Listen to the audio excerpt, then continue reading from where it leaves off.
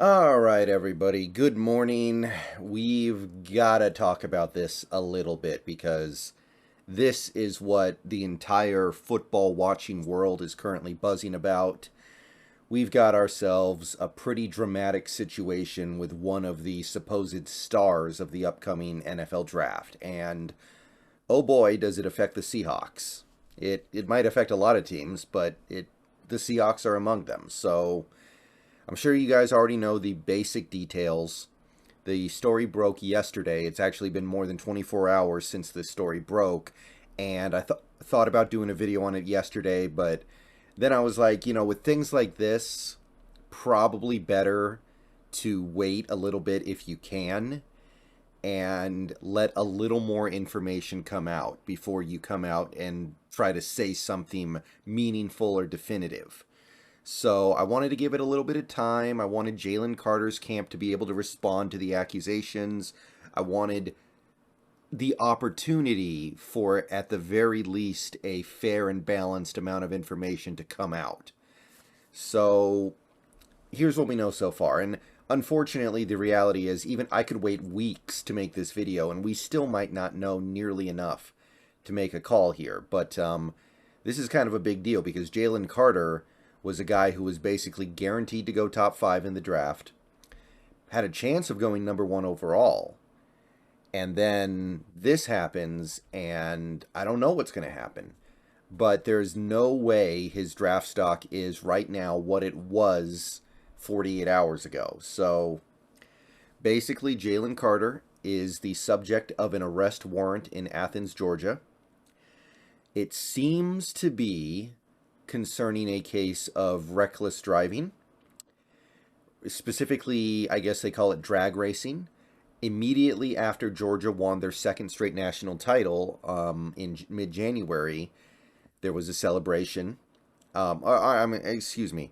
It wasn't immediately after, but shortly after winning the national championship, there was a celebration, a parade, and part of the celebration ended up being, I suppose, a drag race between Jalen Carter and a teammate of his on Georgia.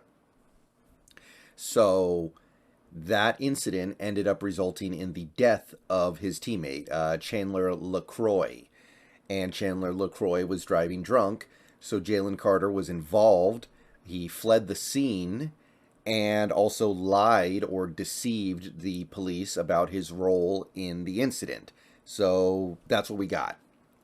So that's the story coming out of the Athens Police Department. Jalen Carter had a reply not too long after the incident. I don't know why he chose to type it in all caps on a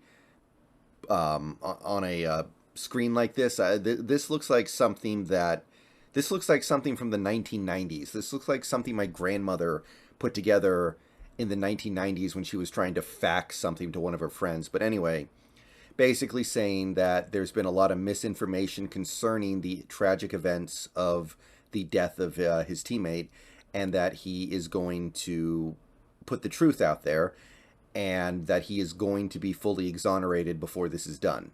So what else would he say, right? Like, of course, I'm not going to look at that and go, okay, there's nothing to see here.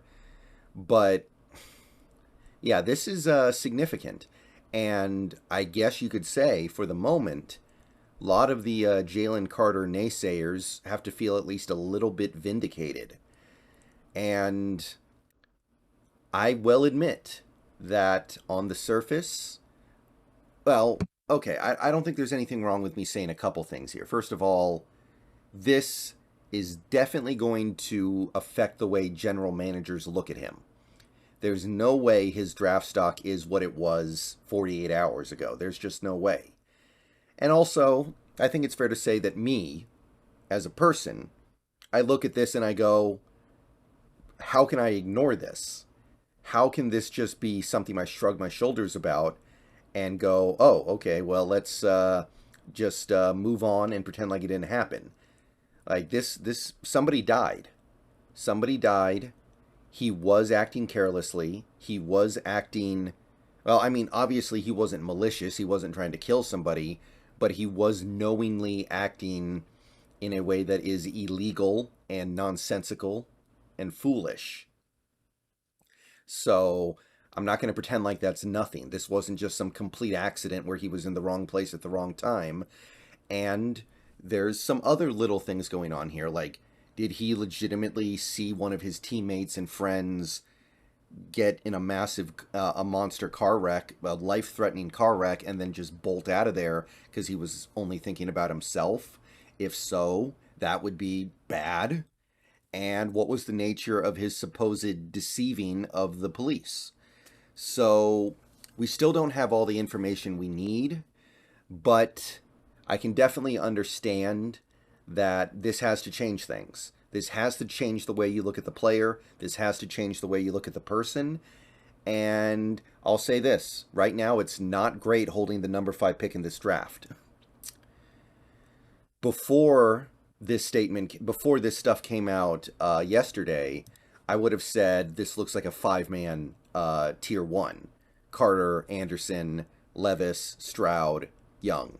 Again, I don't personally like Young, but that doesn't matter.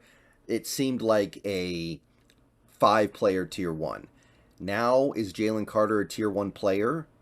I mean, Jalen Carter the player hasn't changed, but Jalen Carter the person, you have to wonder, is Jalen Carter the person going to allow Jalen Carter the player to become the best version of himself in the NFL? Making decisions like this is not a great indication of that. Now, here's what I will say as well, because when you read a report like this, you read that he was in some way involved in a drunk driving car crash that killed people. You have a strong emotional reaction. You probably say some things that go a little bit too far. There were some people yesterday, like in the Discord on Twitter, who were basically saying, oh, I wouldn't take Jalen Carter in the 7th round now. Oh, I would never have Jalen Carter on my team. I would never want a guy like that.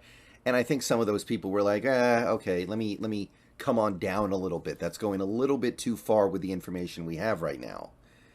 So, to provide the alternative point of view, it's possible that he wasn't fleeing the scene. He just was unaware of what happened.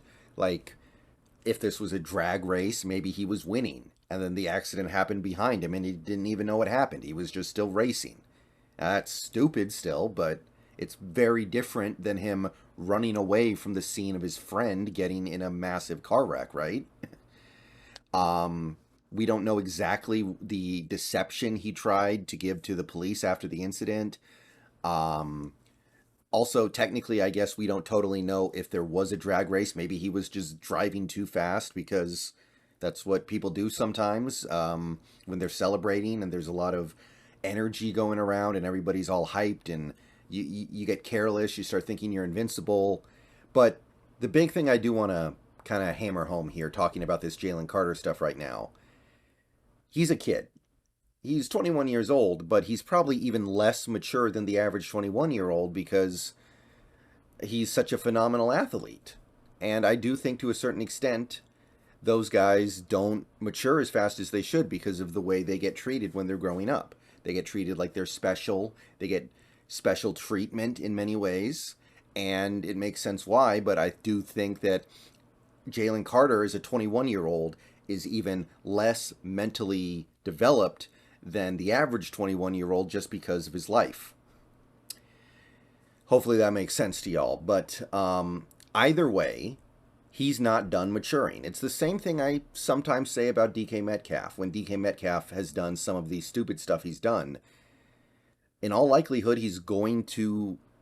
I don't think DK Metcalf will ever completely get rid of some of the stuff he does that annoys us, but as he gets older, he's going to naturally mellow out and mature and not do things like this. Like, this was a very dumb thing that he did, but I will say this, if nobody had died, like if he had just gotten pulled over and or arrested or charged with reckless driving and racing, and nobody had died, that would obviously change things a lot. I don't think people would I don't think this would be as big a deal as it was. And unfortunately for him, somebody did die. Did somebody die because of him directly? or was he just tangentially related to what happened? We may never know this information, unfortunately. We may never know exactly what happened. We're going to have to get as much information as we can and go on it. But that's the one thought that I want to really come away from this video expressing. Jalen Carter is 21 years old. He's a kid still. He will get older. He will get more mature. He's going to get in a locker room that has some veterans. Like, if Jalen Carter comes to the Seahawks, he's going to have guys in that locker room to help him mature up, like Quandre Diggs, like Tyler Lockett, like if we brought back Bobby Wagner, then, you know, him. I mean, really just anybody on the team would have more experience than him, but that's how this stuff works. Jalen Carter may not ever be the perfect person, but I do believe that after something like this happens, he does have a very good chance of bouncing back and becoming a much better person. This might even like scare him straight in a way. He was involved in something that got his friend killed. So, a lot of mixed thoughts here. Me personally, I gotta admit, I'm a little bit put off of it a little bit right now. Like, at this point, I think we can very safely assume, unless we learn something completely contradictory in the next couple months, Jalen Carter will almost certainly be there at 5 now. I think his draft stock is taking enough of a hit to where he'll probably be there. And if you ask me right now, do I want him? My leaning would probably be no, but there's time for that to change between now and the draft. So, not a great turn of events for the Seahawks, not a great turn of events for Jalen Carter. That's all we can say.